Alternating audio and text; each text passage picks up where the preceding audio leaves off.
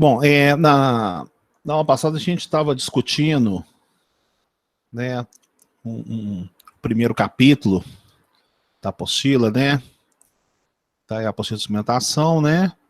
A gente já havia discutido, a gente ficou muito uma discussão bastante saudável, né, a respeito de exatidão, precisão, né? A gente ficou discutindo também a parte do span, do range, que era também fundamental para essa parte.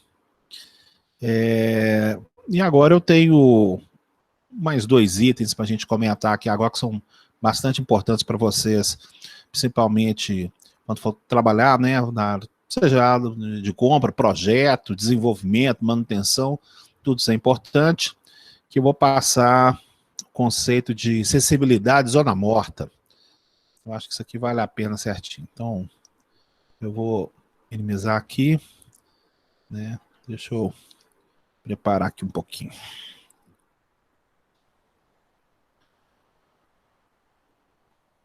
eu trocar o pincel aqui. Eu gosto do pincel. Esse aqui. Acho que vai ficar melhor. Quer ver? Beleza.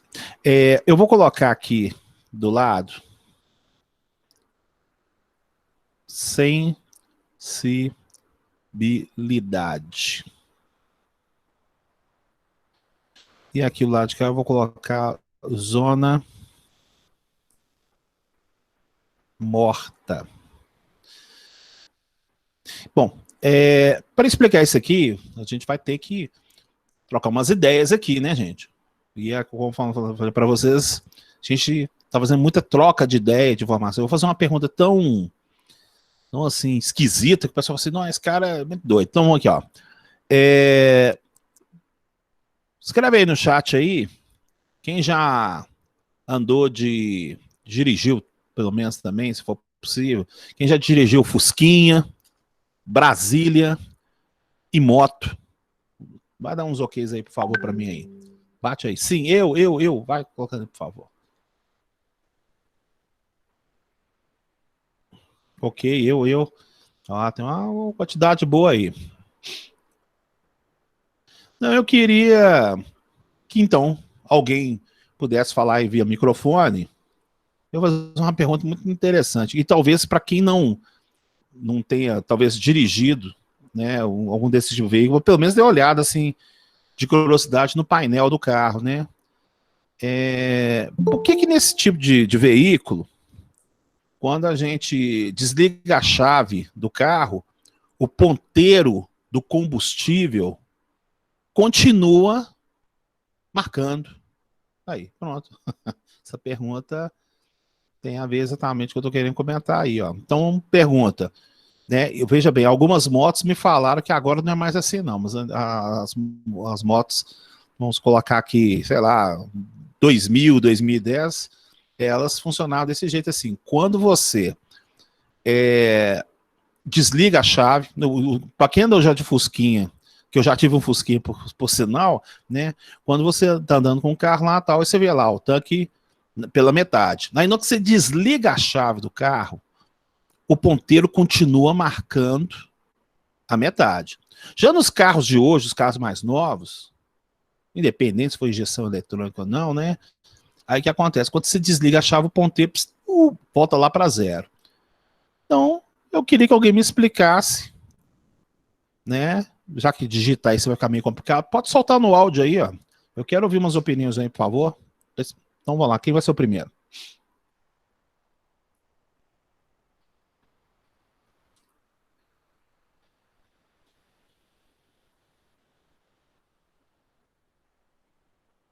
Não acredito, ninguém tem opinião. Pessoal, vocês estão no oitavo período de engenharia, vocês têm... Não, opinião vocês têm. Vocês podem ter outra coisa, mas eu fico com vergonha de errar, não, gente. Isso aí é coisa, não. Vá lá e dá uma opinião. Ah, eu acredito que seja por causa disso aqui, disso aqui. Mas vocês estão no oitavo período. Não, opinião, vocês têm condição de dar opinião, sim. Pode falar aí, por favor.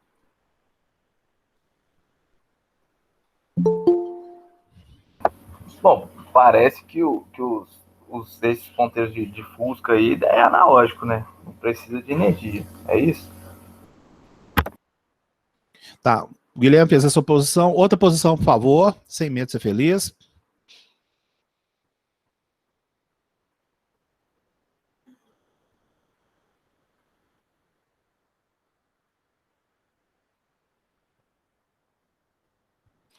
Bom, vamos lá falar então. Pessoal, eu acho que quando ele Fusca de condutor de combustível funciona o seguinte: deve ter uma boia lá dentro, e essa boia deve deslocar à medida que o nível desloca. E ela deve deslocar um potenciômetro. Esse potenciômetro deve gerar um sinal elétrico para um outro instrumento que capta esse sinal elétrico e faz o deslocamento contínuo. Isso já é coisa do tipo. Tá, esse aí é o do Fusquinha ou esse é do carro de hoje? Imagino que seja do Fusca, né? Ah, tá. Então tá bom. Então beleza. Só uma suposição. Será que não seja um acionamento mecânico, não? O que você chama de acionamento mecânico? O que você pode. Ô, gente, pode falar numa boa, né? Todo mundo.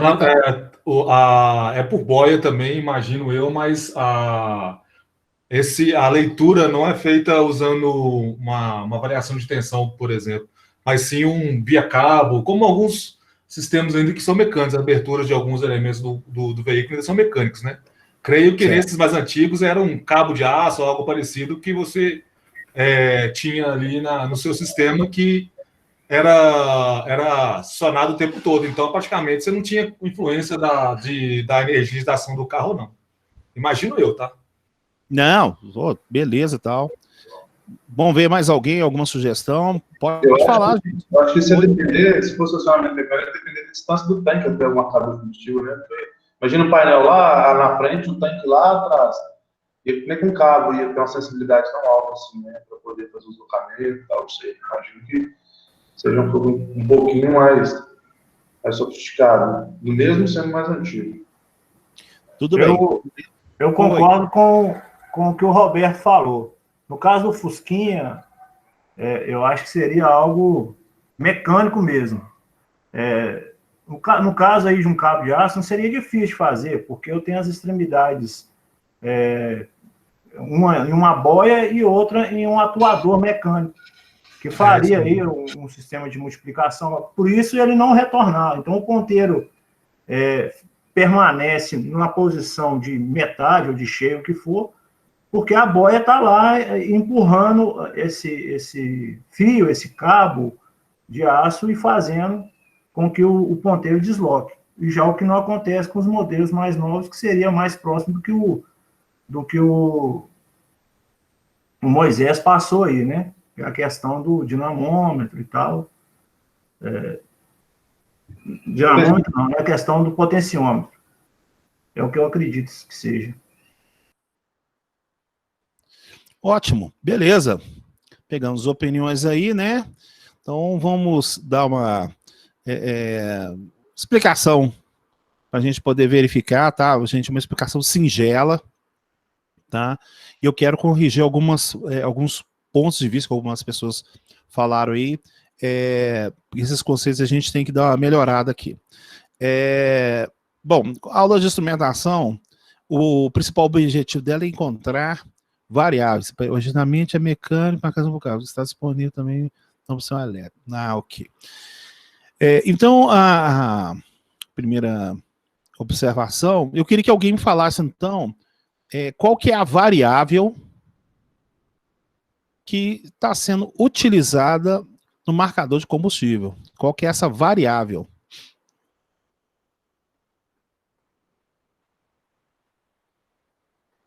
Volume, tensão.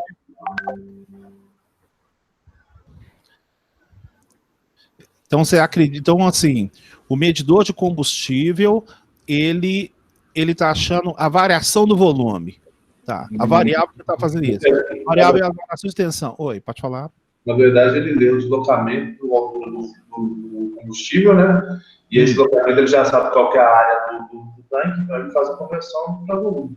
Então, qual é o nome da variável? Se ele estiver pegando cruamente lá, ele está variando a altura do tanque. A altura, muito bem. Então, a variável, gente, é a altura. Tá certinho, então acertou. Então, a variável que te interessa ali é a variável de altura. Então, você tem aqui, né, uma determinada... Professor. Então, oi, pode falar.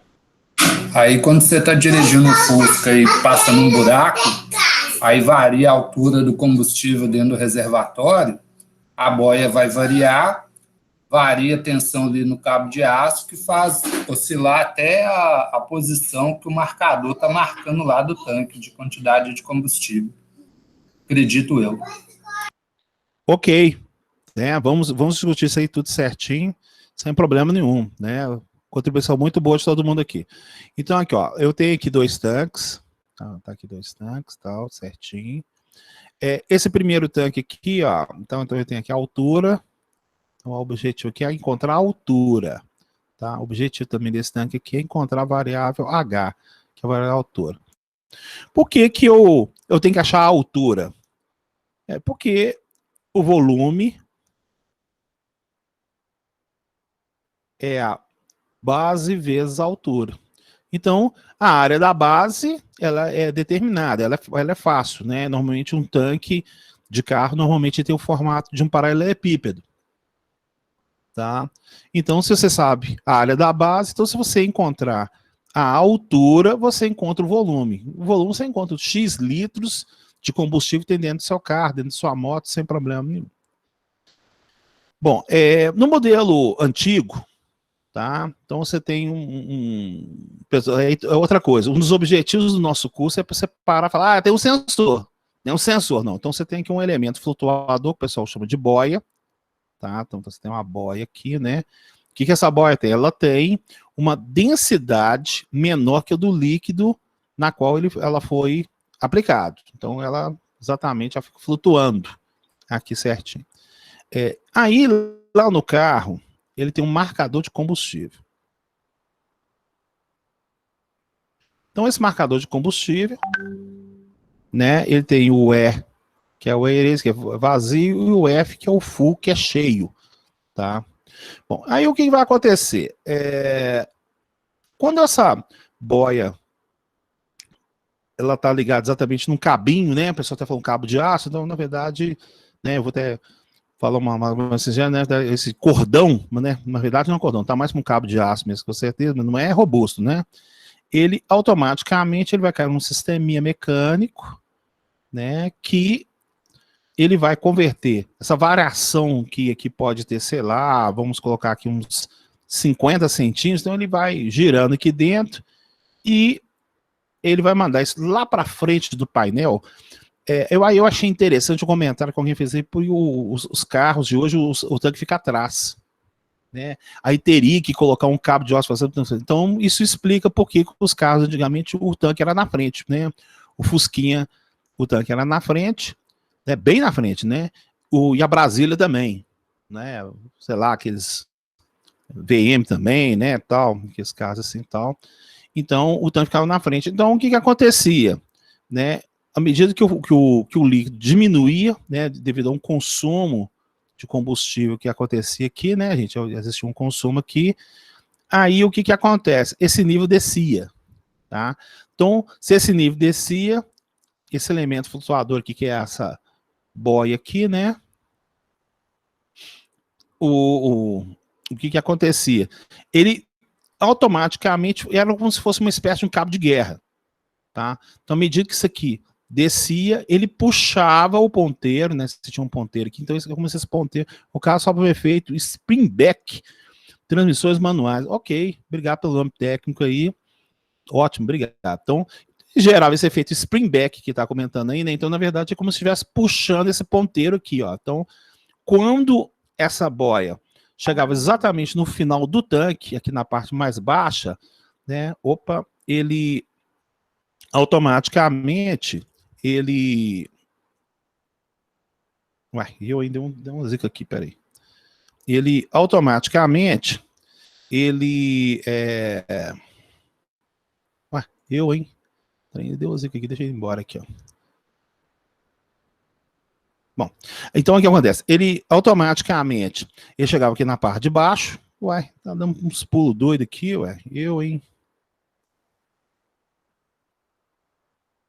Engraçado que é o mouse. Engraçado. É o meu mouse que tá dando problema. Só um pouquinho, peraí. Sei lá. Bom, então quando ele chegava aqui embaixo, né, aí automaticamente ficando aqui embaixo, tinha que marcar no erase aqui, que era exatamente a parte vazia do tanque, tá? Bom, então agora, vamos ver como é que é o sistema dos carros de hoje, né? Então os carros de hoje, o elemento flutuador, ele está acoplado a uma resistência variável. Essa resistência variável chama-se potenciômetro, tá? Né? O pessoal chama de trimpote, não, trimpote na placa de circuito impresso, né? Então, esse potenciômetro, essa resistência variável, ele está ligado agora num galvanômetro, tá? Então, o galvanômetro pode ser analógico, pode ser digital, mas o galvanômetro ele precisa de uma tensão elétrica, né, para exatamente, né, ou fazer o ponteiro ou alguma forma de indicação, tá? Então, aqui você tem os 12 volts da bateria, você tem uma resistência aqui, e aqui está ligado ao térreo. Então, você tem um circuito elétrico, onde vai vir uma corrente aqui, ó. Né? Então, essa corrente vai entrar aqui dentro.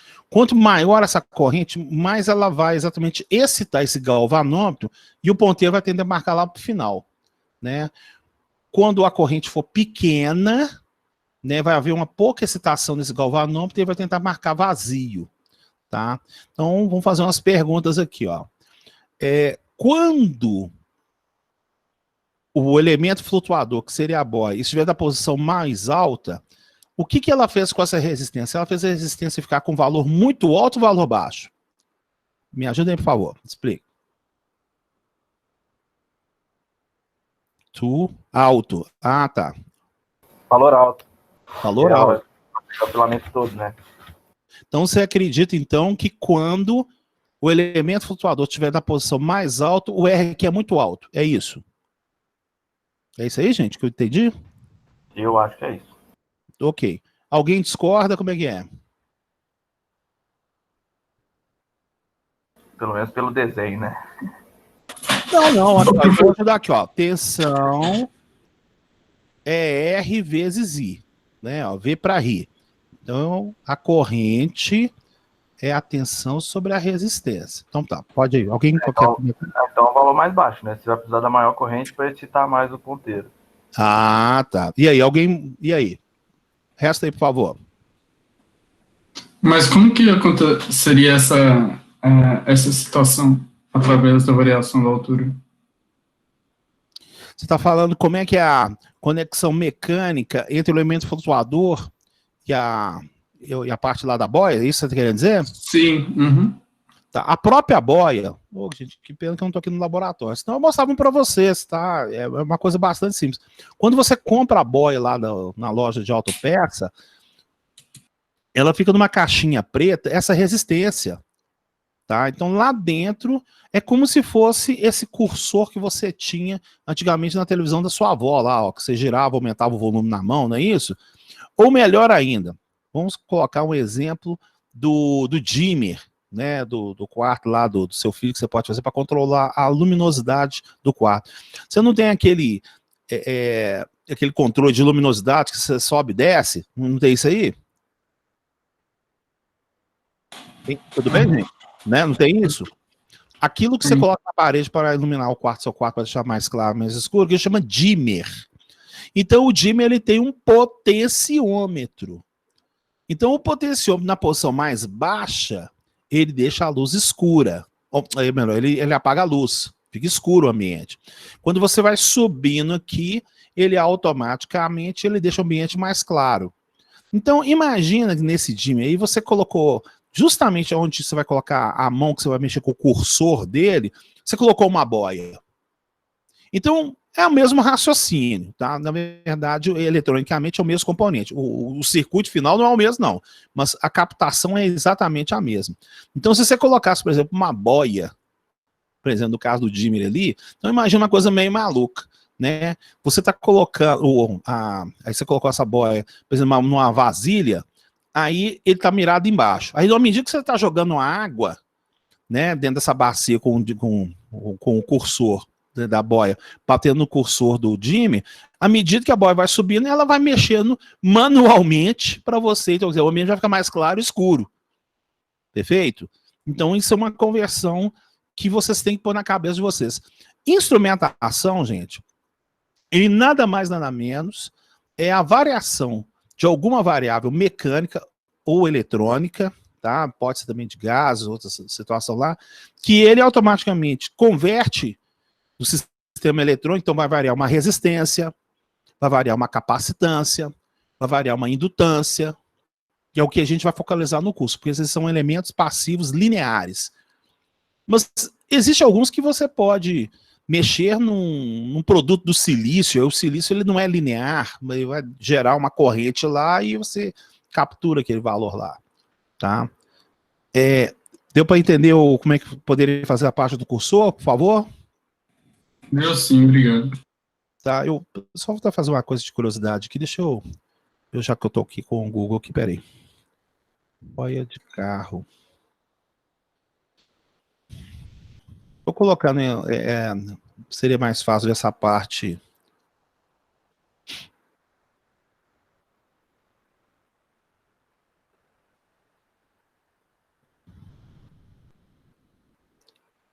Só um pouquinho.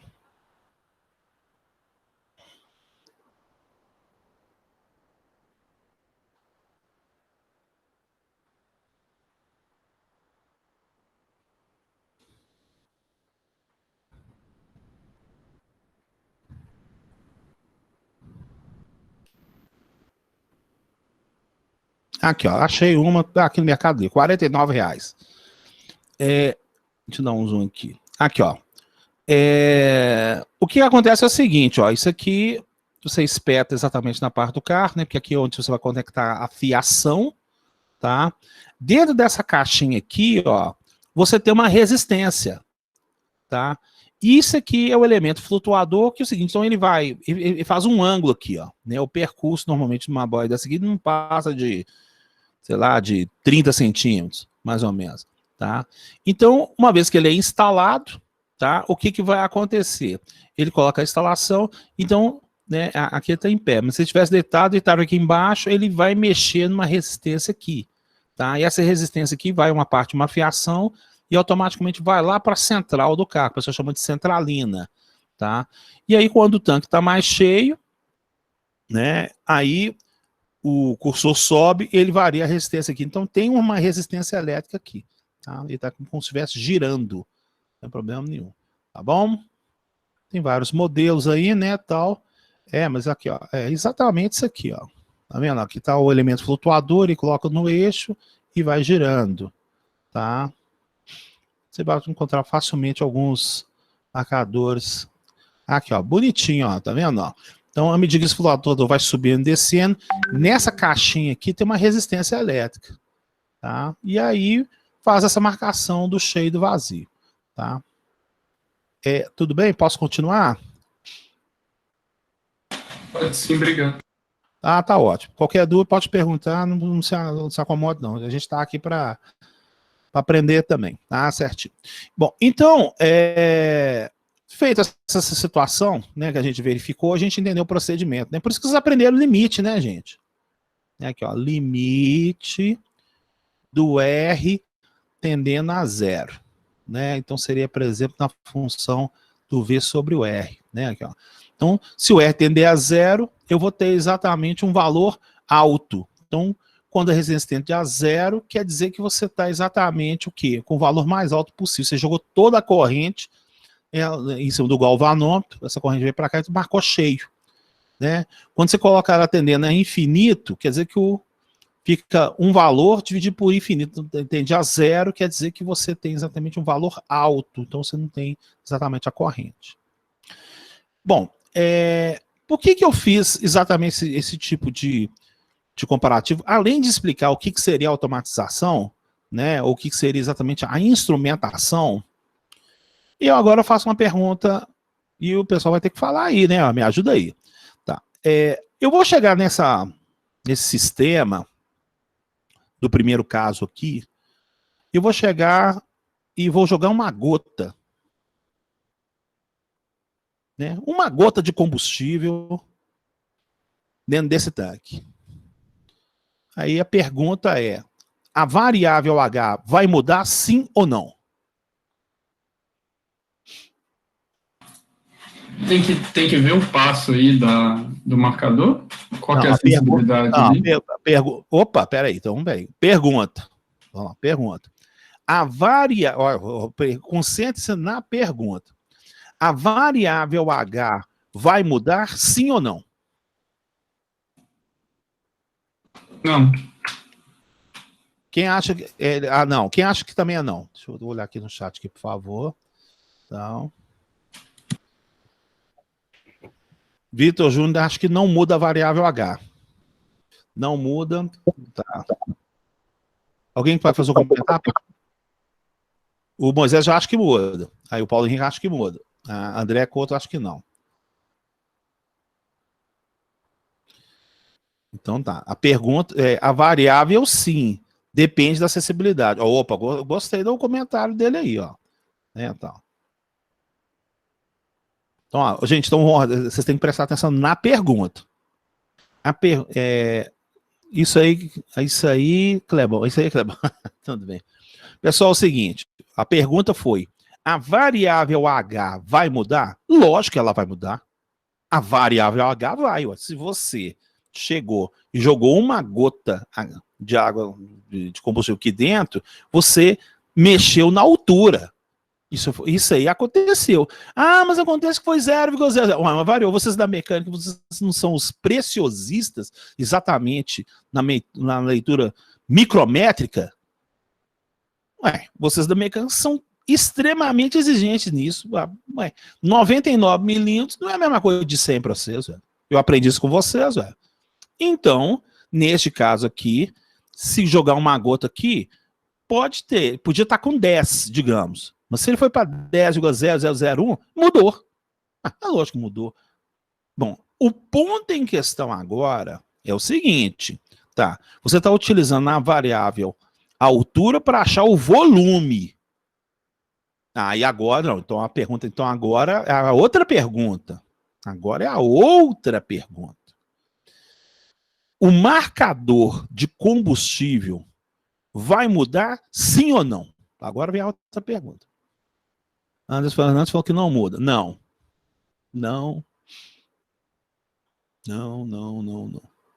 Então eu vou melhorar a pergunta.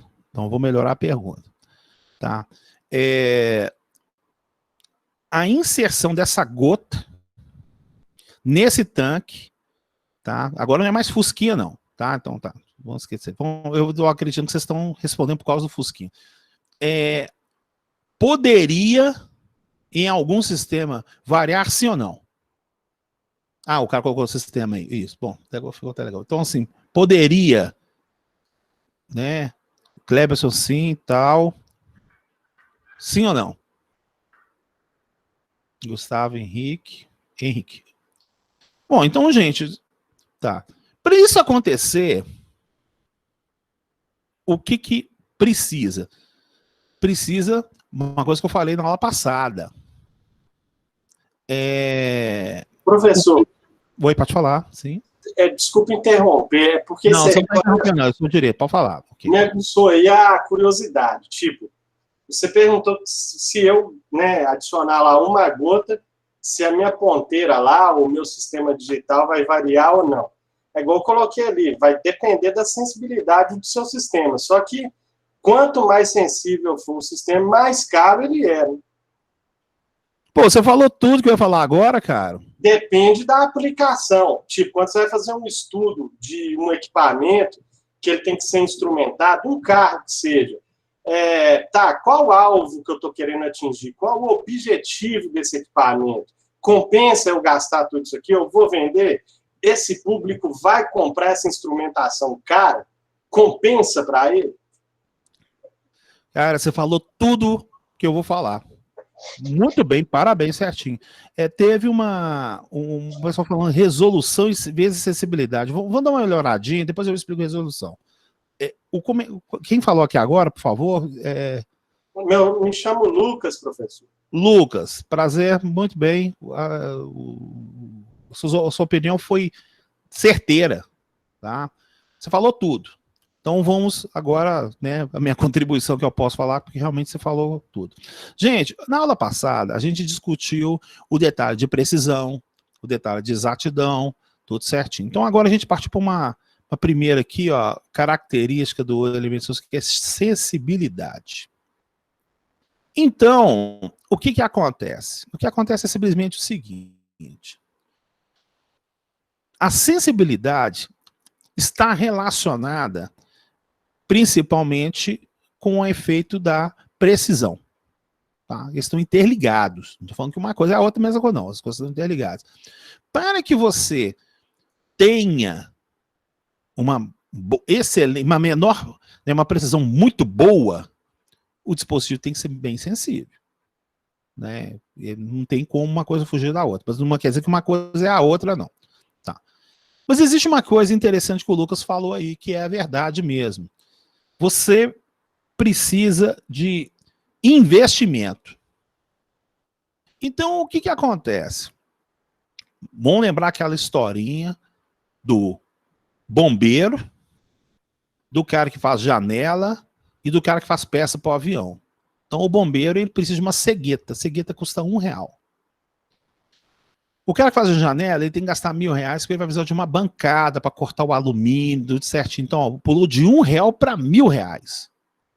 E aí você tem que fazer uma peça exatamente para o avião. O avião lá trocou, estragou. Você vai gastar R$1 milhão para comprar um turno de CNC, você vai gastar uma máquina CNC, etc. Tal. Pô, aqui é a mesmíssima coisa. Nunca esqueça disso.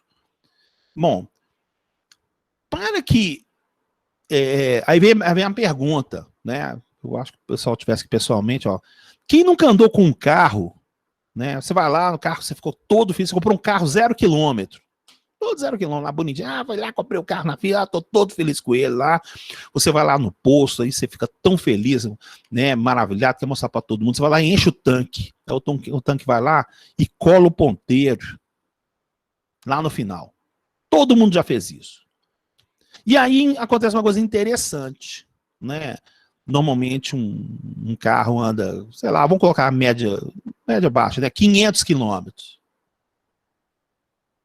Aí você anda 10 quilômetros, 20 quilômetros, 30, 50, 60, 70. Então, olha só, dos 500, você chegou próximo aos 400, que é quase 20% do percurso, e o ponteiro ainda está marcando cheio. Verdade ou mentira? Escreve aí para mim aí. Verdade ou mentira? Que isso já aconteceu com você?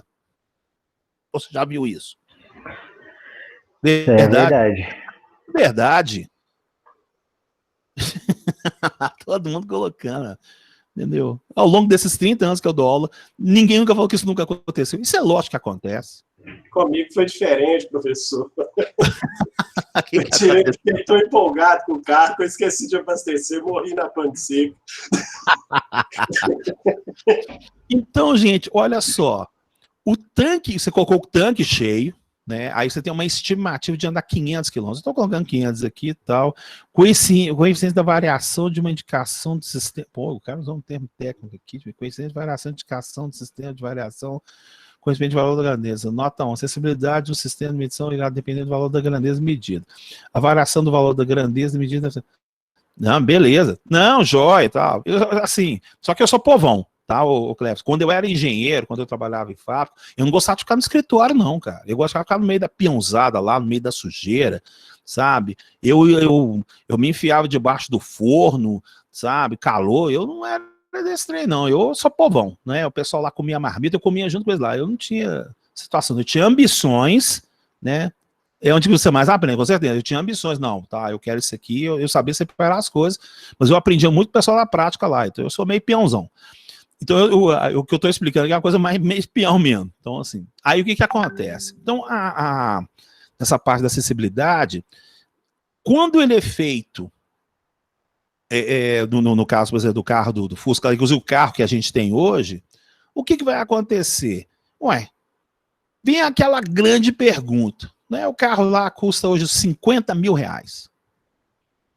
tá? Quanto que deve custar um marcador de combustível junto com a boia lá para Fiat de um negócio desse aí?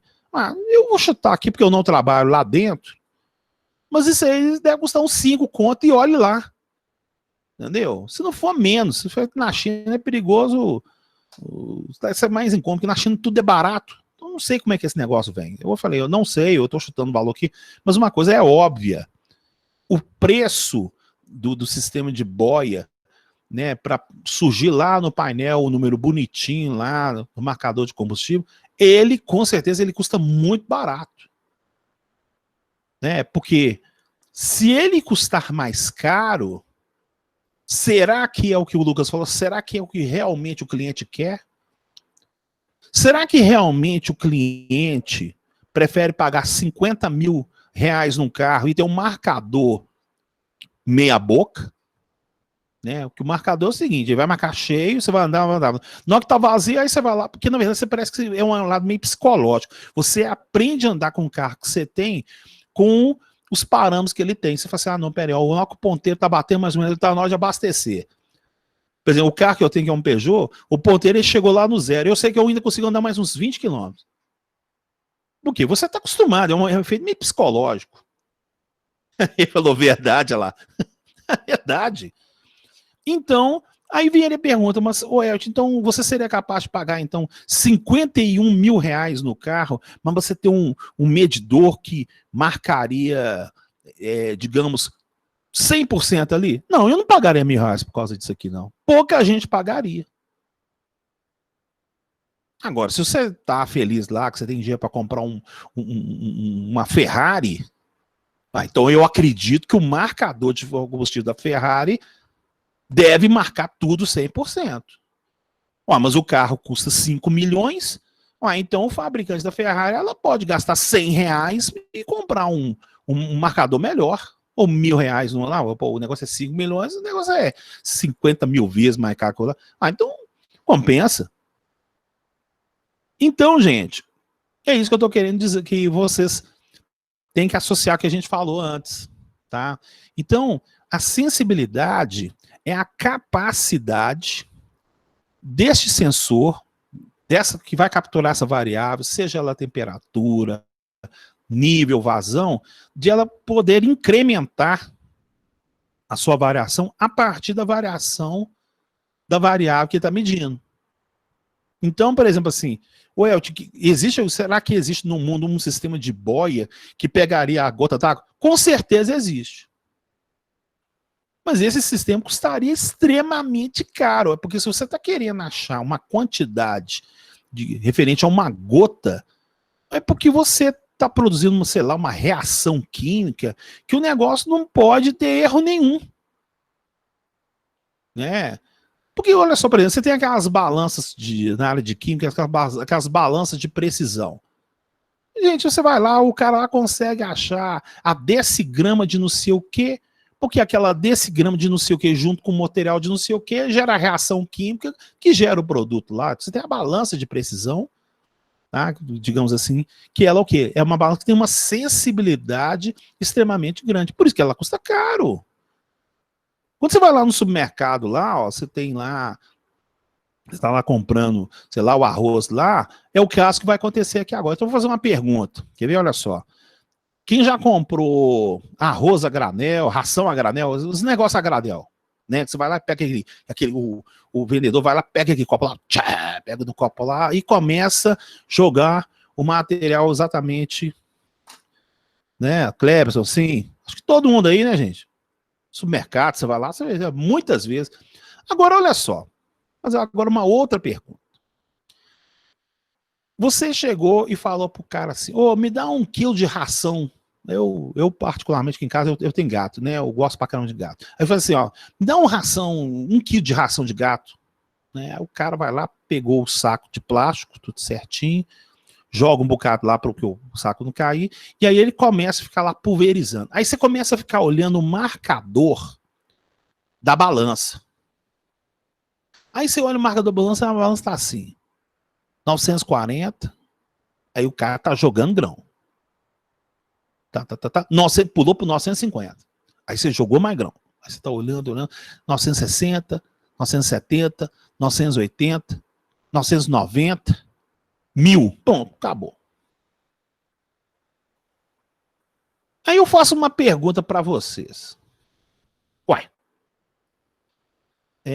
Cada grão é a resolução, a quantidade de grão, cada grão. Então, tá, toda hora o nosso amigo aqui, ele tá querendo falar do negócio de resolução. Então, vamos explicar o que seria resolução. Porque a última aula eu não consegui acompanhar. Sim. Tava viajando. E eu tô tentando confrontar resolução e sensibilidade aqui, para mim tá Não, são coisas paralelas. Então, o que é resolução? A resolução é o seguinte, a resolução são as divisões, tá? Então, aqui, por exemplo, deixa eu...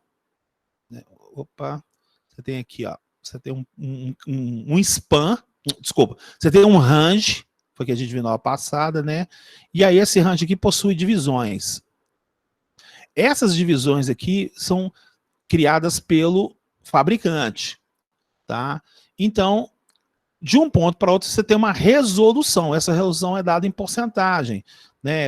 Então, por exemplo, se você tem um percurso que divide 100 partes, então você tem 1% aí na parte da resolução. A resolução, ela melhora, né? Novamente, ela é maior. Esse espaço aqui tem que ser maior do que o incremento da acessibilidade aqui. Porque se o que você automaticamente estiver incrementando que for maior, ele vai saltar a resolução. Pode ser que uma hora ele nem chegue uma solução. Então, esse campo de passagem aqui, ó, do incremento aqui, a acessibilidade tem que pegar. Tá? Por isso que eu falei, as duas estão trabalhando junto, mas uma não é necessariamente a outra. No caso do grão, o grão, ele está incrementando aqui. Você pode ter o seguinte, você pode ter um sistema muito sensível. Ele pega o grão. Porém, pode ser que ele não marque aqui na saída. Você só, mas como assim? Então aí eu venho aquela pergunta. O pessoal já viu isso no supermercado? Assim, eu estou pegando no supermercado para pegar coisas práticas para a gente verificar. Que você fez compra e o número ficou pulando? Escreve aí, por favor.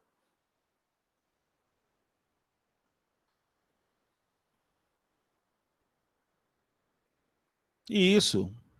Já viu, já tal. Até fazer uma curiosidade aqui, ó. A gente tem aqui... eu tô aqui com 27 alunos, né? Varia mesmo, normal, só tinha... eu tô com ó, vamos pegar uma opinião feminina aqui. Júlia, tudo bom, Júlia? Você consegue... a Júlia acabou de falar aqui, ó, sim. Então, jamais ela tá aqui.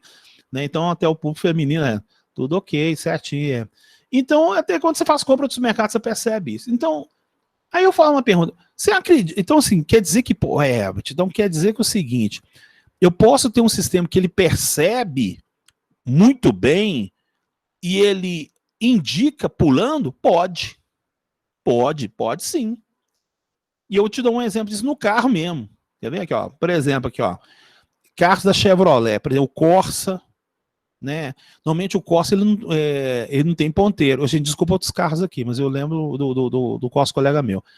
O marcador de combustível dele é umas barras assim, ó. Alguém tem Corsa aí, pode desmentir se eu tô falando verdade, mentira, ou é outro carro da Chevrolet assim, ó.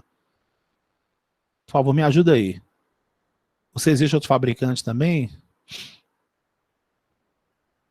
Tem o Etios da Toyota aqui em casa, ele é em barras também. Ele é de barra. Então, olha que coisa interessante. Cada barra dessa aqui, por exemplo, tá? Eu não sei como é que é do carrinho. Tem aqui, ó, 1, 2, 3, 4, 5. Quer dizer que ele tem 5 barras. Então, quer dizer que a garra, admitindo que seja 50 litros cada barra ali. Então, você vai verificar o seguinte, ó, isso aqui tá variando pra caramba. Ele tem sensibilidade. Mas o seu marcador, ele tem uma zona morta de medição. Esse ato de poder incrementar e decrementar e surgir maior aqui, isso faz o equipamento ficar muito caro. Isso estou falando não só na tecnologia mecânica, como também pela tecnologia eletroeletrônica também. Professor. Tá? Sim, pode falar. Isso aí acontece muito em célula de carga de transportador de correia. Você trabalha com essa zona morta aí porque o operador do transportador nem sempre ele vai respeitar a capacidade nominal, tanto para mais quanto para menos, que aquela correia tem que transportar até um chute de descarga, um silo, uma peneira vibratória.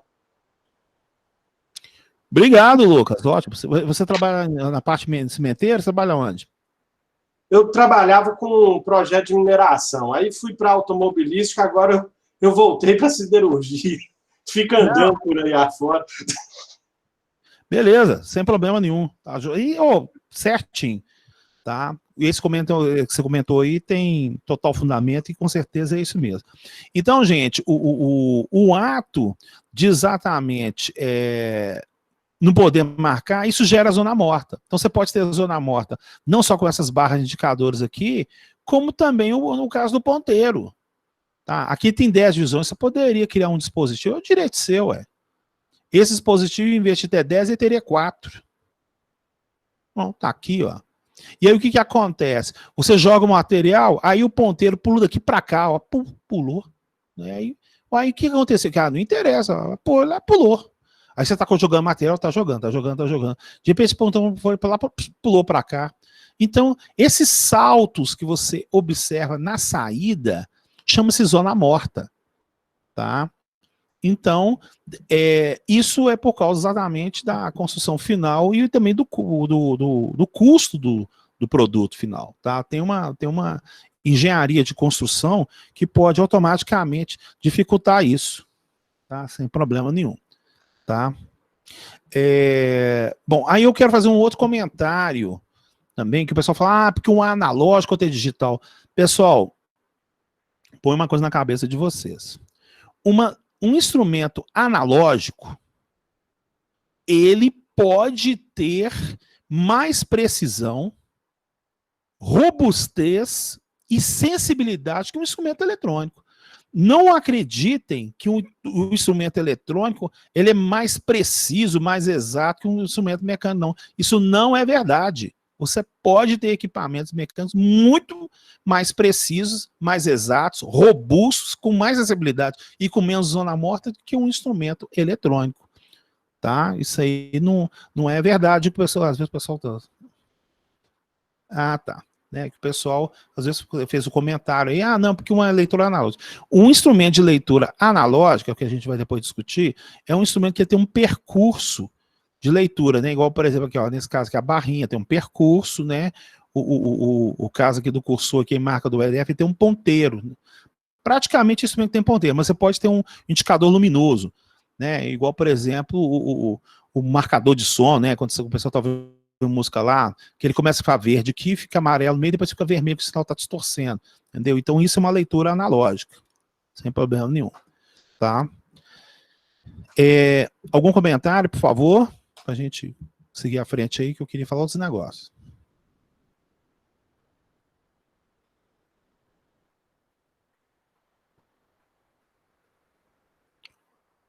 Pode ir, então? Então, beleza. Bom, então agora, para a gente fechar a parte dessa matéria do capítulo 1 aqui, eu vou colocar 3 tipos de erros. Ele já está aqui na parte da apostila. Deixa eu ver onde é que está a apostila aqui. Peraí, tá aqui. Então, eu já cheguei aqui na apostila, terminei esse pedaço, agora vem aqui. Esse negócio de conta aqui não precisa passar, porque isso aqui é muito óbvio, né? Eu não fico muito atentado nessa parte aqui, não. Pode cair tendo um exercício lá do... inclusive, é só para comentar que eu já falei como é que é o sistema de avaliação, né? Eu vou passar uns exercícios lá no AVA lá. O pessoal executou, ganha presença e a média das notas te dá para ser a nota final. Bom, aqui estão os tipos de erros, né, que já está na outra página aí, que é o erro grosseiro, o erro sistemático e o erro aleatório. Então, vamos discutir os 3, então, aqui. Então, o primeiro aqui é o erro grosseiro.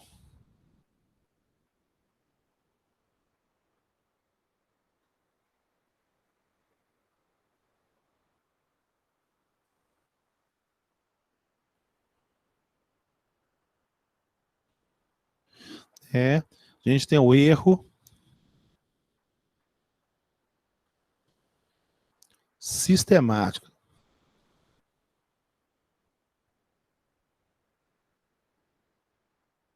E eu tenho aqui o erro aleatório. Esse aqui é o mais interessante. O pessoal acha que é brincadeira, mas não é não. Bom, então, o que é um erro grosseiro? Tá? Então você vai associar que o erro grosseiro, né, ele é um erro humano. Tá? Então, o ser humano que produz esse erro aqui. Então, um exemplo bastante fácil para a gente entender um erro humano, eu vou fazer essa pergunta para vocês aqui, né, que aí a gente verifica. Quem seria capaz de falar para mim quando é que em quais situações eu sou obrigado a utilizar o indicador analógico? Aí a pergunta é essa aí, ó. Tá? Porque é o seguinte, né? Então, você tem um indicador, então eu vou até colocar aqui, ó, você tem um indicadorzinho de ponteiro, né? E você tem o digital. O digital tá aqui, que seria aquele display, né? Você chama de display de 7 segmentos aqui, tá? Então a pergunta é essa: quando é que, em quais situações eu sou obrigado a utilizar esse aqui de qualquer maneira e eu não consigo utilizar esse? Tem isso? Tem. Então, né, para a gente poder discutir aí. Quem seria capaz de falar para mim? Quando você não pode ter uma eletrônica embarcada, por exemplo? Não, você pode ter uma eletrônica embarcada, por coincidência, eu sou professor de sistemas embarcados da escola, você pode ter um sistema embarcado e ele vai mandar para o display e também vai mandar também para o galvanômetro, não tem problema nenhum não. Via sistema embarcado a gente consegue fazer milagres, sem problema nenhum. O detalhe que eu estou perguntando é que você não consegue de jeito nenhum, né, utilizar... Aí o Lucas falou, frequência para medir corrente. Eu não entendi o que você quis falar aí não, Lucas. Me ajuda aí, por favor. R. Lucas, né?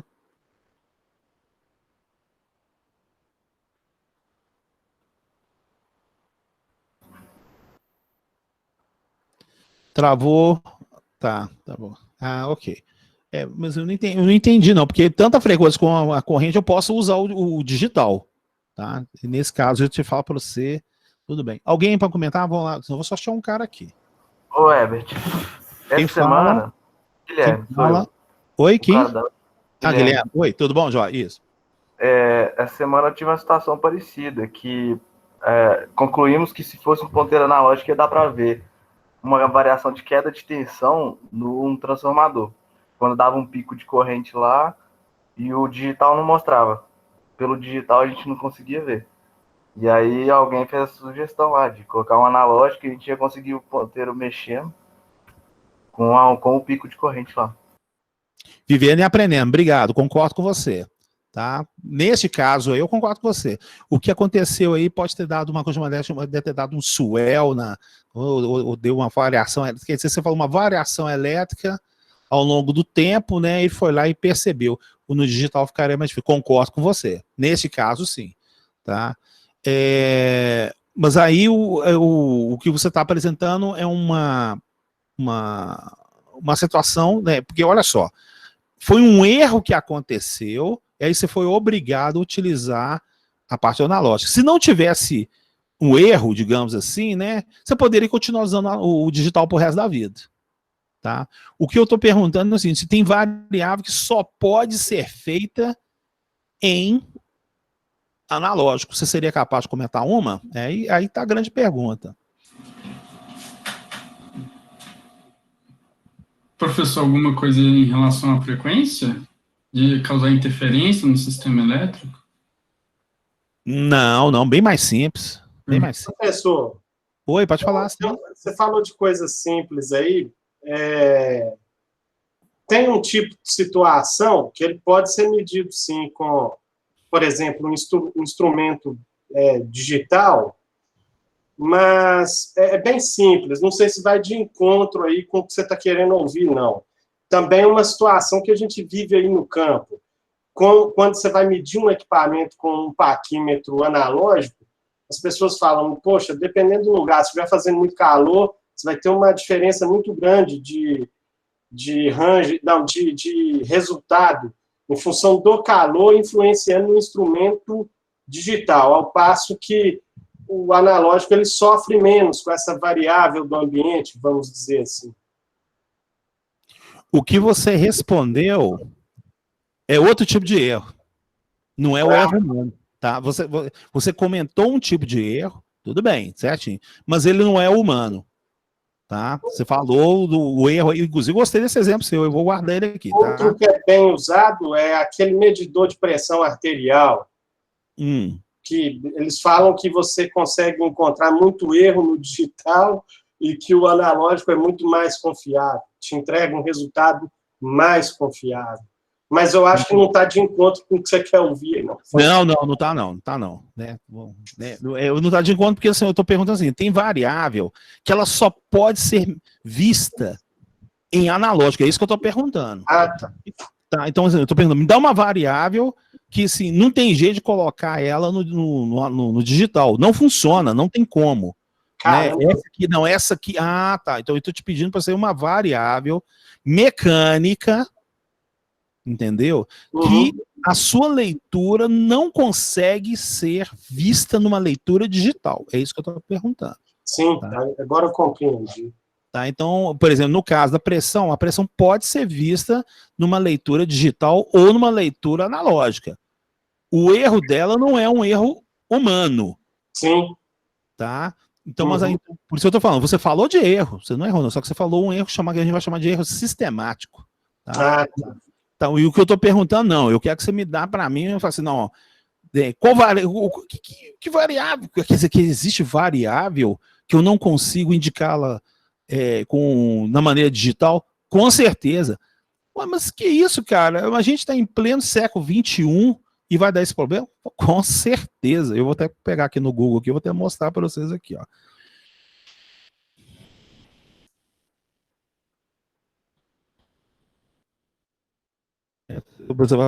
A coisa ainda existe mesmo.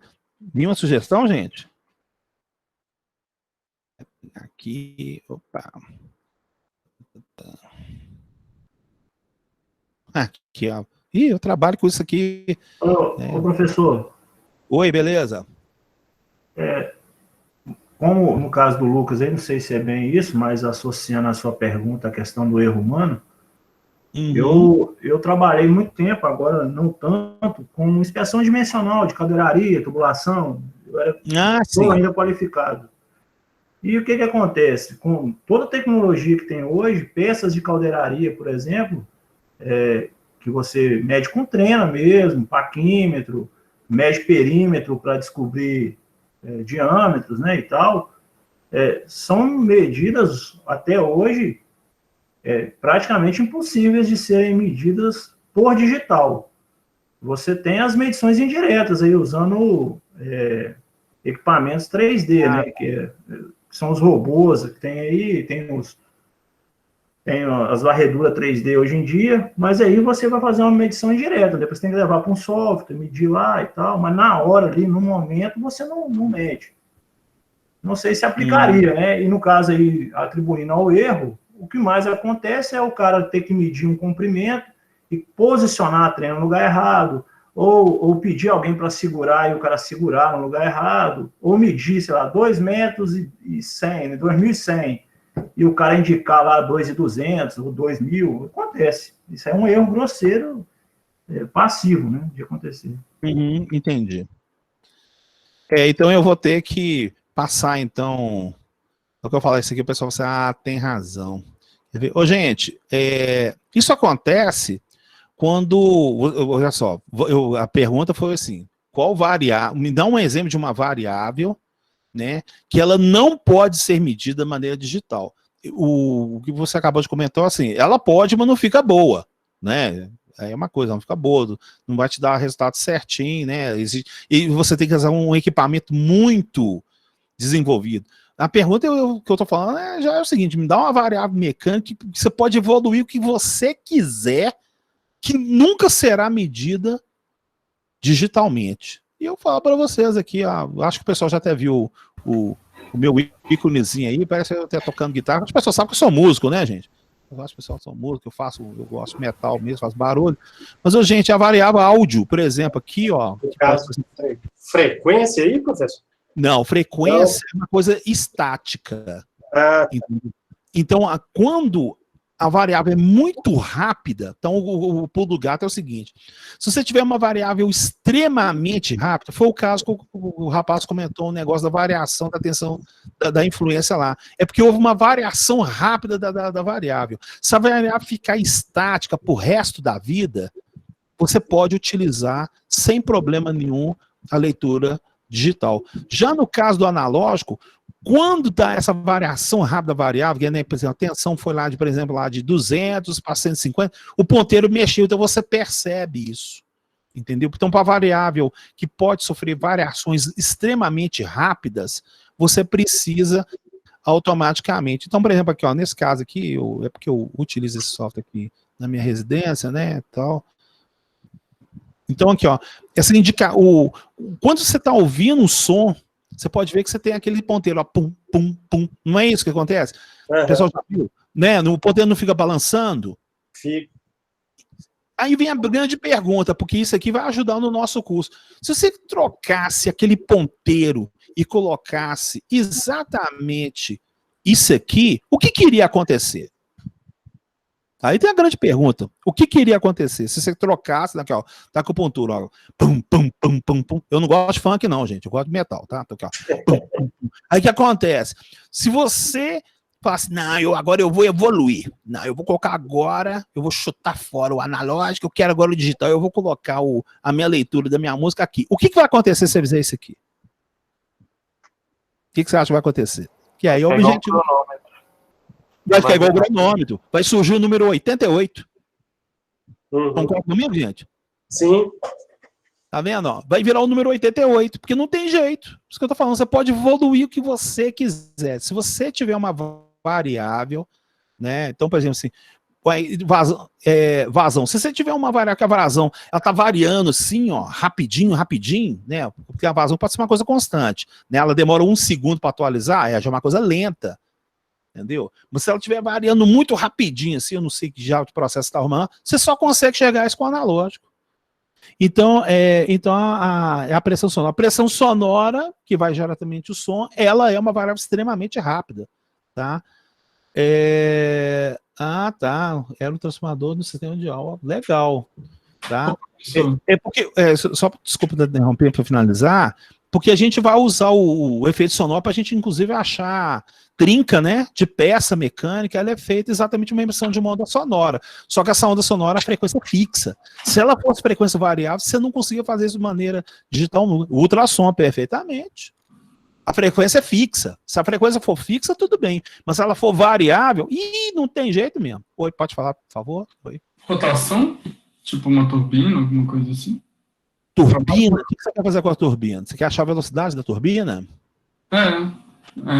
Trabalha em rotação muito alta, né? Você falou que questão de velocidade muito alta, ele não tem dificuldade para medir.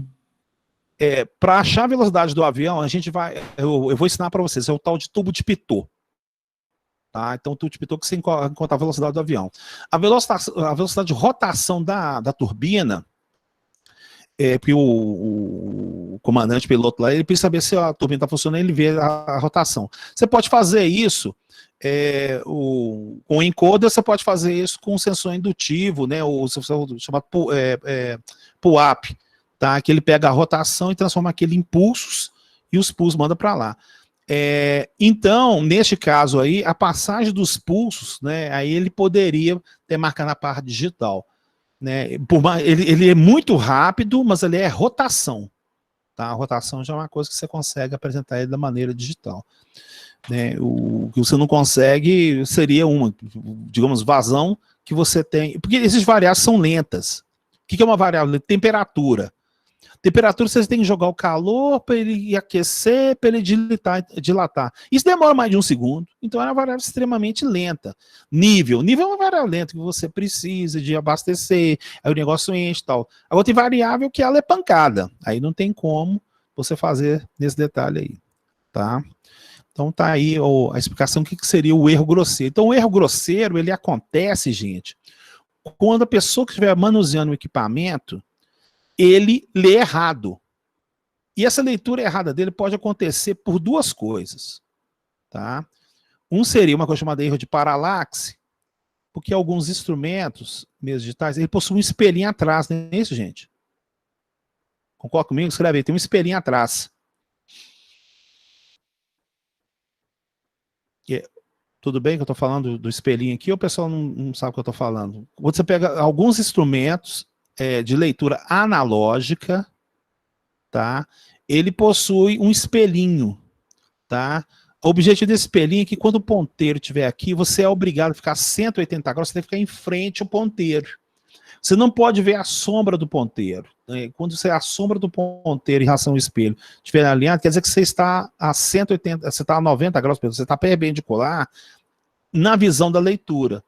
Isso evita que você tenha uma coisa chamada erro de paralaxe. Porque se você estiver olhando de lado assim, aí você poderá estar errando a situação. Então, para evitar o erro de paralaxe, né, para atenuar o erro de paralaxe, você utiliza esse espelhinho que é feito aqui. É um erro humano, é um erro que o operador, a pessoa que está fazendo a medição, ele enxergou ou não está com a posição correta de utilização do equipamento, isso pode gerar uma leitura errada, tá? Então o erro foi por causa do cara.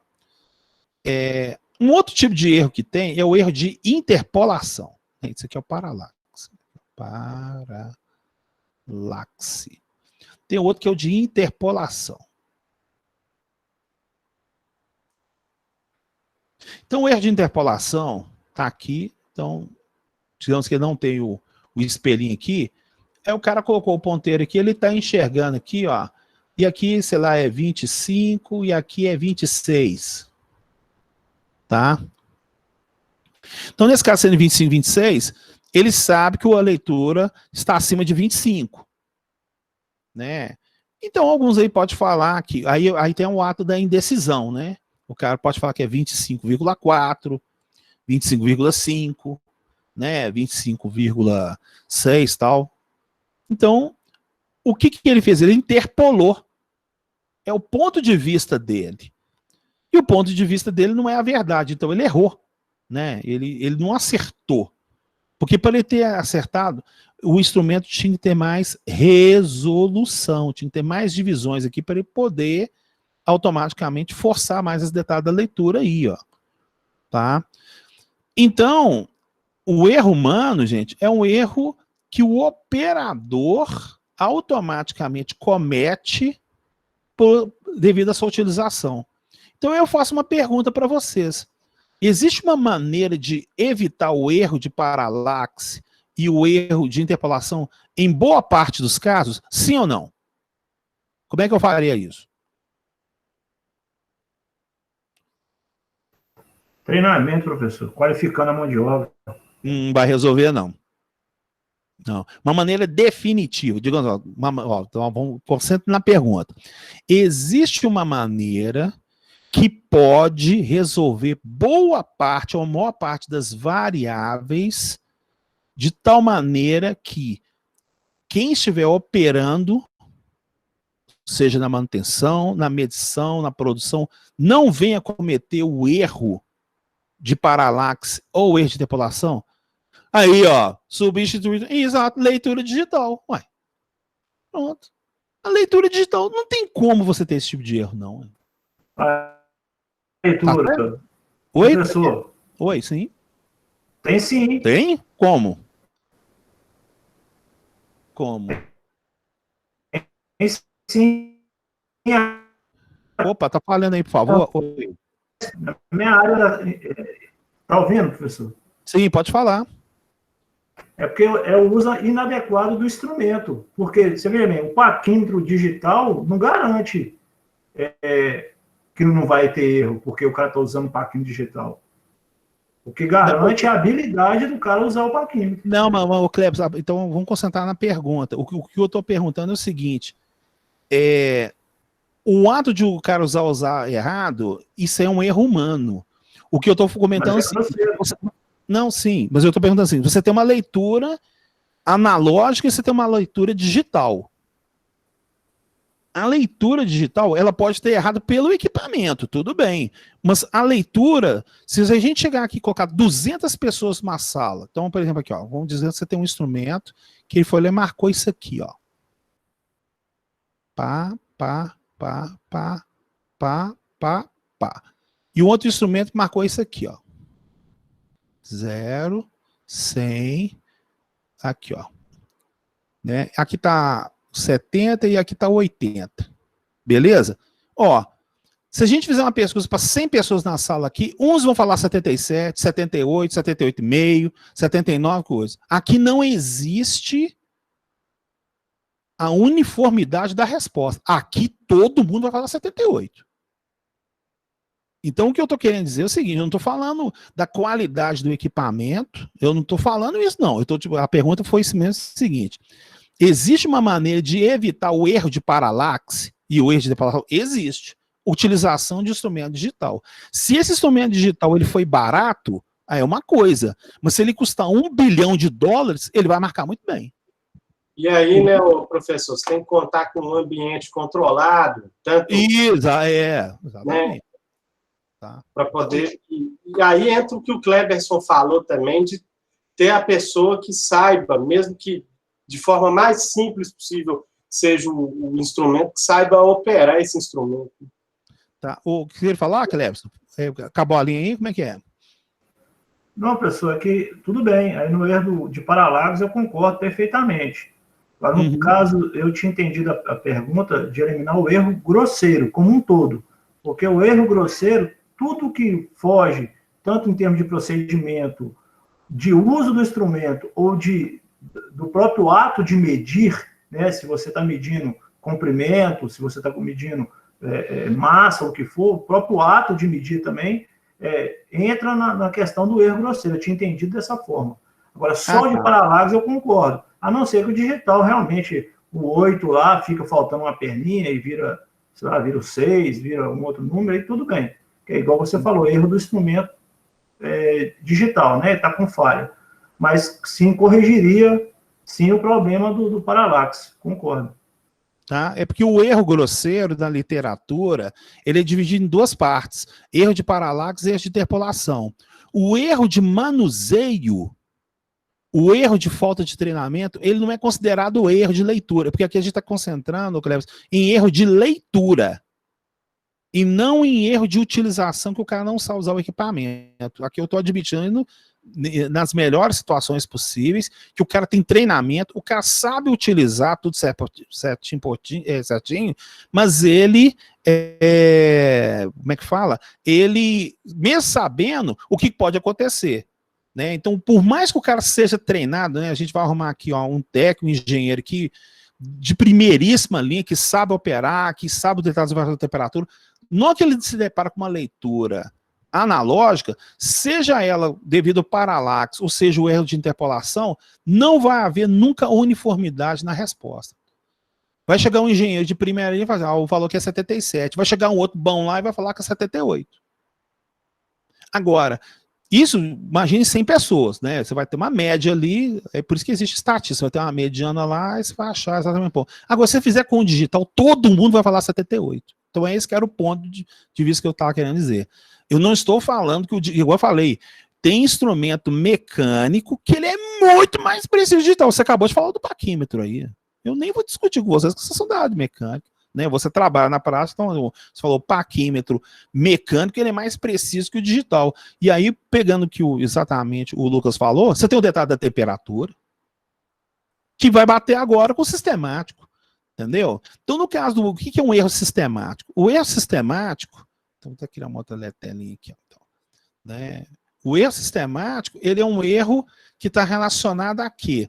Ele está relacionado ao seguinte, ó, não existe um departamento, né? Desculpa quem trabalha nesse departamento, esse departamento é complicado, chama controle de qualidade. Tem alguém do controle de qualidade aí? Escreve aí no chat, por favor. Por favor, me ajuda aí. Esteve, já fui. Nossa, gente. Só Jesus Cristo para aguentar esse departamento. Gente, esse é o departamento inacreditável. Eu trabalhei em vários lugares com controle de qualidade. É tudo a mesma coisa. Você está rindo? Já trabalhei. Gente, é impressionante, porque eu era engenheiro de desenvolvimento. É muito... Gente... os caras, gente, tô falando uma boa, tá? Não tem nada, porque esse departamento é extremamente importante. Ele é extremamente importante pra caramba. O detalhe é que a gente que trabalha errado, a gente quer avacalhar a situação. Tá? Eu tô jogando aberto aqui numa boa, porque a gente fica batendo papo aqui e tal. Mas o departamento de controle de qualidade, ele tem uma função muito legal. Né? Que, por exemplo, assim, todo mundo na produção odiava. Isso é normal. É pra você ficar que eu tô falando a língua do povo mesmo aqui, né? Aí o pessoal do controle de qualidade chega e fala assim, ó, foi constatado uma inconformidade no departamento de não sei o quê, do paquímetro, que passou o prazo exatamente de aferição, calibração dele. Verdade ou mentira? Alguém já passou por uma situação dessa aí, mais ou menos? O equipamento, multímetro, paquímetro, o controle de qualidade vai lá e fala assim, foi constatado uma inconformidade. Olha lá, muitas... Olha lá. Então, gente, olha só o que eu estou querendo dizer aqui. Então, o erro... Então, vamos aqui, agora vamos para o erro sistemático. Então, o erro sistemático, ele vai acontecer na seguinte situação. Imagina a situação meio absurda, né? O cara chegou e pegou um paquímetro. Vamos pegar o Cleber, pegou um paquímetro de primeira linha mecânico, tá? Joia.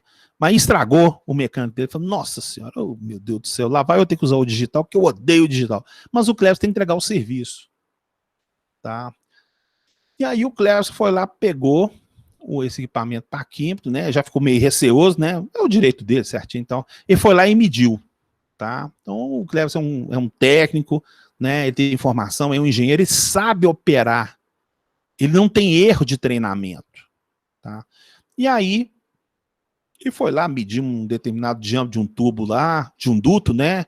Ele foi lá e encontrou lá, sei lá, 25 milímetros. Ele foi lá, mediu certinho, achou 25 milímetros e tal. Escreveu isso no relatório, né? Para fazer a parte de compra, né? Porque é uma responsabilidade muito grande. Você será um engenheiro e você serão os caras que vão assinar a compra, gente. É muita responsabilidade. E aí, demorou lá uma semana, duas, tal. Chegou o duto lá para fazer a medição. Na hora que você foi montar, o negócio não deu certo. Porque, na verdade, o negócio lá era, sei lá, 25,4, alguma coisa em polegada lá, né? E aí, uai. O pessoal fala assim, ô Cleber, como é que você erra um trem desse? Pessoal, eu dificilmente eu erro, né? Eu não tenho experiência tal aqui. E aí, bom, o pessoal deixa pra lá, fica puto com o Cleber, né? Que tomou prejuízo. Né? Isso também pode acontecer também com o Lucas também, né? Fala, pô, Lucas, você acerta tudo, você dá um vacilo desse, fez a gente comprar toneladas de duto, não sei o que, o negócio não funciona, né, tal. Aí, eu já errei muito, tranquilo. Aí chega lá nesse outro dia lá, né, aí o pessoal ficou meio cismado com o Cléber, eu vou chamar o Lucas agora para fazer a petição. Aí o Lucas faz uma outra medida lá, num sistema lá, e o negócio ele foi lá, achou 50 milímetros. Aí os caras foram lá, comprou as toneladas de duto lá para fazer o não sei o que do negócio funcionar, vai ter que soldar, vai ter que dobrar, sei lá como é que é o trem lá. Aí na hora que foi medir o negócio de verdade lá, o negócio era 50,8, né, que seria 2 polegadas aqui. Aí o pessoal fala, pô, Lucas, você tá bebendo de noite aí? O que aconteceu da situação? Aí então a coisa fica uma coisa complicada, porque existe uma fitazinha atrás, né? Essa fitazinha atrás desse parquinho digital tá escrito, tá calibrado. Então, quer dizer, te quebra, né, cara? Te quebra porque você tá usando uma coisa correta e aí eles vão querer julgar que você é o incompetente na história, né? Aí chega um terceiro cara, né? Data de validade de calibração. Exatamente, chama data de validade. Tá dentro está dentro da data de validade de calibração, que isso é toda hora questionado a pessoa de controle de qualidade. Aí chegou um terceiro caboclo aqui, eu vou pegar um caboclo aqui, ó. Escolher um caboclo aqui, pode estar calado aqui, mas eu vou escolher esse cara aqui, ó. Josimar, pronto. Aí entrou o Josimar na jogada. Aqui o Josimar. Aí o Josimar falou assim, Josimar, aqueles dois lá não estão trabalhando direito, não. Então você vai medir negócio certinho para nós aqui. Aí o Josimar já falou, ok, prazer em conhecê-lo. Aí o Josimar vai lá e mede os negócios lá. Ele achou, sei lá, 100 milímetros, ok, na medida dele lá. E aí, na hora que ele foi conferir, o negócio aqui deu 101,6, né? 8,16, isso. É isso, eu vou falar assim, acabou, vou mandar todo mundo da engenharia, do técnico embora, né? E aí, o que acontece? Aí chega alguém um pouco mais um pouco mais de sensibilidade, né?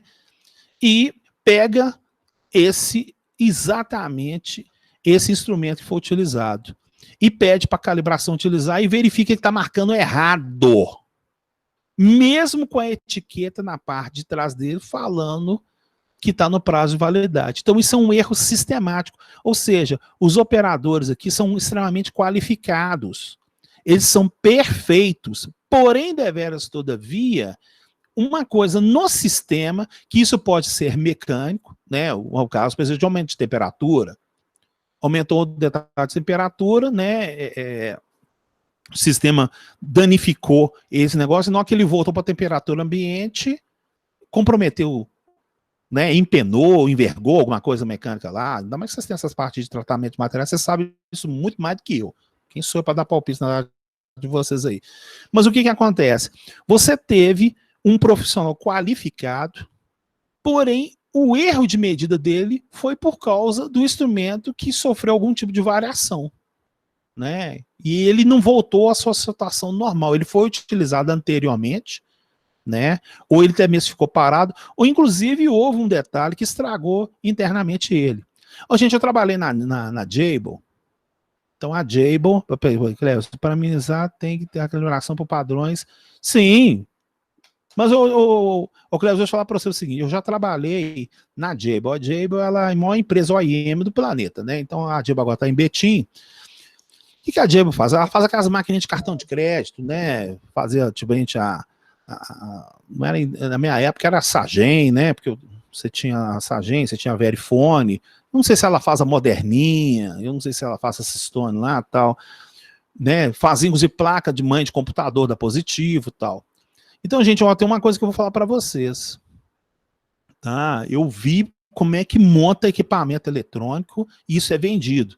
Né? Então, por exemplo, a HP, você pega alguns tipos de equipamento. Não existe fábrica, não. A HP não tem fábrica da HP, não. É tudo OEM.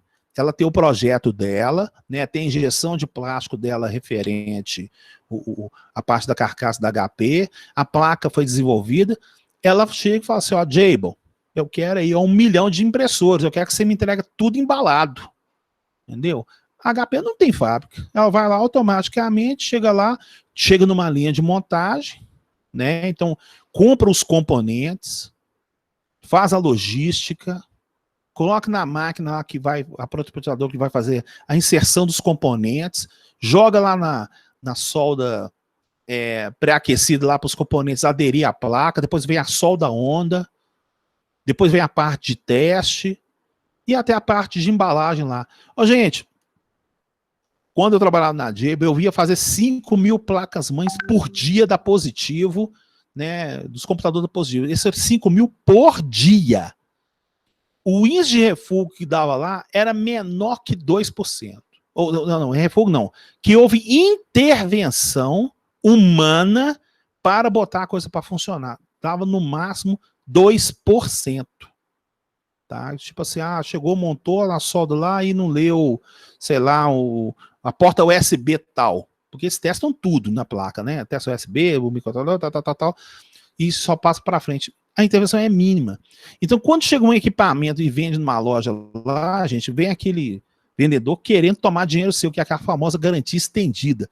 Garantia estendida é uma bobagem para quem vai comprar eletrônico que não tem parte mecânica no funcionamento. Então, por exemplo, assim, geladeira, geladeira é bom você comprar a parte estendida, porque tem mecânica. Parte de lavar roupa, compra. Mas celular, não faz essa bobagem, não.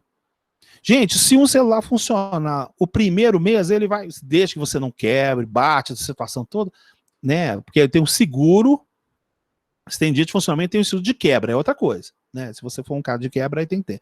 Mas assim, vai passar 5 anos, o negócio funciona sem problema nenhum. Televisão, você ligou a televisão, funcionou primeiro mês, desde que você deixa ela paradinha, bonitinha, vai funcionar 5 anos sem problema nenhum. Tá? Isso aí eu te falo para você, e com certeza esse detalhe aí. Então, gente, o erro sistemático é um erro que acontece devido à falha do instrumento, que pode ter acontecido por um efeito anterior. Tá? Digamos que lá, nesse digital lá, tem um capacitorzinho lá, esse capacitorzinho lá saiu de fábrica, né, dentro da exceção, e ela pode ter, pimpa, estragou lá, perdeu a medida, e ela chegou até passar pelo ponto da ferição. Aí, então isso é um erro sistemático, não é culpa, mas quem vai sobrar na história, com certeza, vai ser os operadores, o vendedor, sempre sobe para alguém, né, o escomento não está errado nunca de nada, né, isso pela experiência que a gente verifica aí. Tranquilo? Algum comentário, gente? A gente tem mais 5 minutos, eu vou contar só uma história e a gente vai embora. Alguém quer fazer um comentário aí?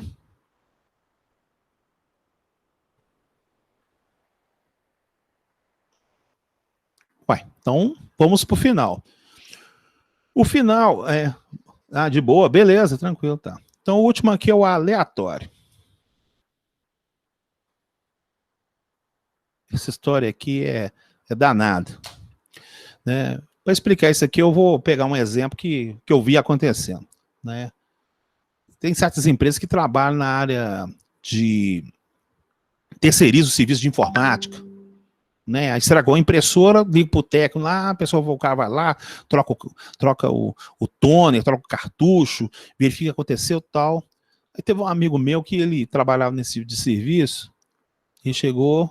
Aí 10 horas da manhã ligar para ele, a impressora aqui parou de funcionar, a gente tá precisando de imprimir o trem aqui. Aí o cara, né, ele trabalhava num bar bem distante daquele lá, falou assim, tá, eu vou ir depois do almoço certinho e tal. Aí o cara chegava lá 1h da tarde, ligava o computador, ligava a impressora, aí a impressora tá lá, funcionando certinho. Aí eu olhava assim, qual que é o problema? Agora voltou a funcionar. Aí eu falei assim, tá, beleza, tranquilo. Então tá. Foi embora. No dia seguinte, 9h45, a impressora parou de funcionar aqui. Tal, não, tudo bem, eu vou aí, tal. Aí o cara vai lá, chega lá, 12h30, chegou lá 1h, tal. Olhou assim, ligou. Tiririm. Eu falei assim, vocês não me chamaram, mas agora tá funcionando. De manhã a gente perdeu o serviço, essa situação. Então tá legal. O cara entregou, tudo certinho. No dia seguinte, aí vem uma ligação até 8 horas. Não, 8 horas não, essa ligação lá às 9h30. A impressora parou de funcionar, e não sei o quê. Aí o que acontece? Aí o dono da empresa, que tem esse negócio, vai começar a querer xingar o cara, né? A gente vai perder um contrato porque você não resolve a situação. É sempre desse jeito, né? Você faz o trem errado, não resolve, o cliente fica com raiva e a gente vai perder o nosso contrato, né? E vamos imaginar que o cara não tem erro grosseiro porque ele é um excelente profissional. E vamos imaginar que ele tem uma maleta, a melhor maleta do mundo, e não está cometendo erro sistemático. Então assim, se não tem erro sistemático e não tem erro humano, perguntas pro pessoal aí. O que aconteceu com a impressora? Pergunta aí. Quem seria capaz de falar o que estava acontecendo com a impressora?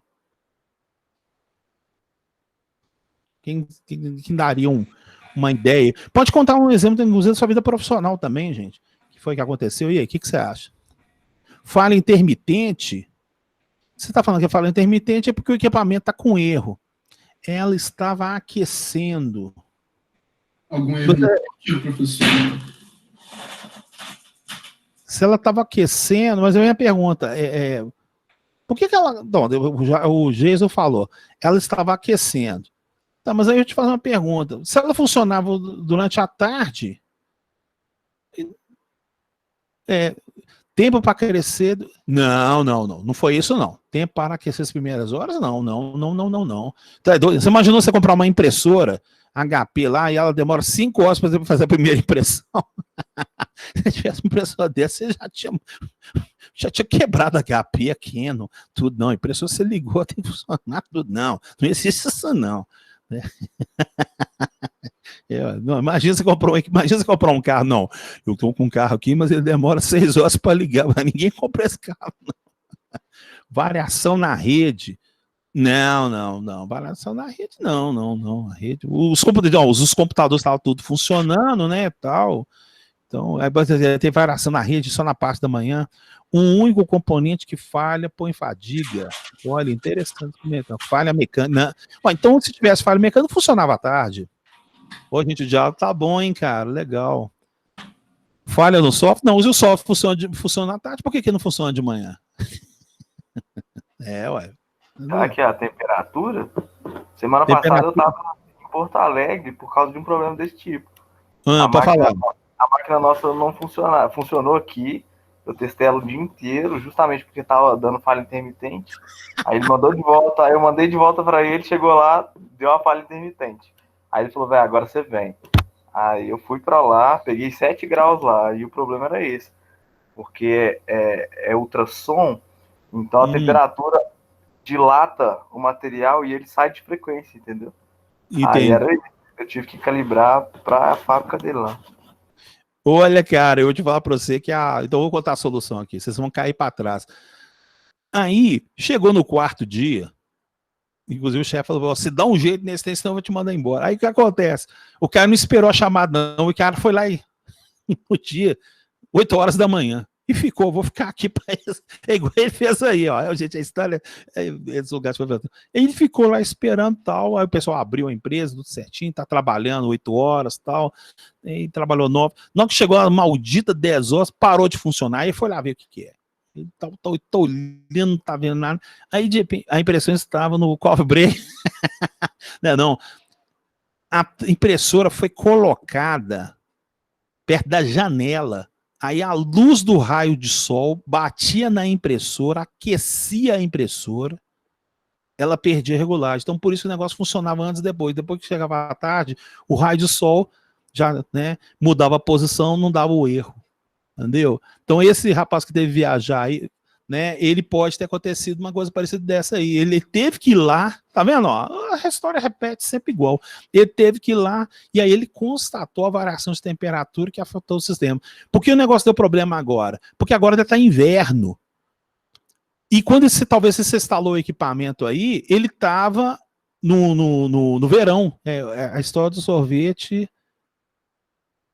Gongen, poxa, tá, certinho. Então, o que pode ter acontecido foi o seguinte, agora a gente está vivendo o inverno, e digamos que esse equipamento foi instalado no verão. Na hora que foi instalado no verão, lá estava mais quente. Agora passou a temperatura mais fria, o que acontece?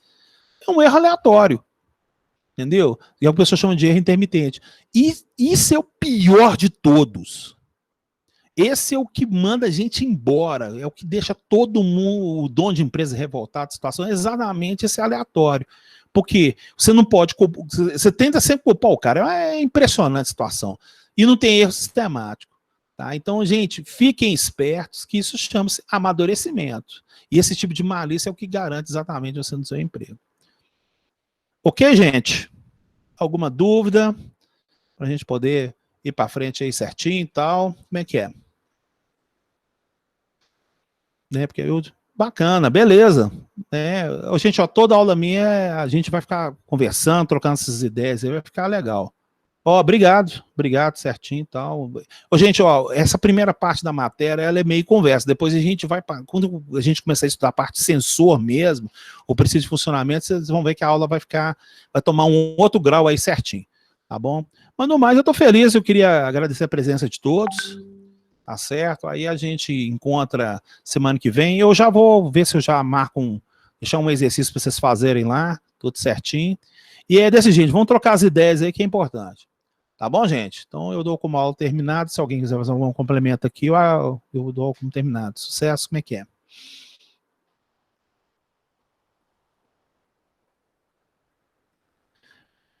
Então eu agradeço então. Então eu dou como aula terminada então. Obrigado, viu, gente? Falou, boa noite. O pessoal fala.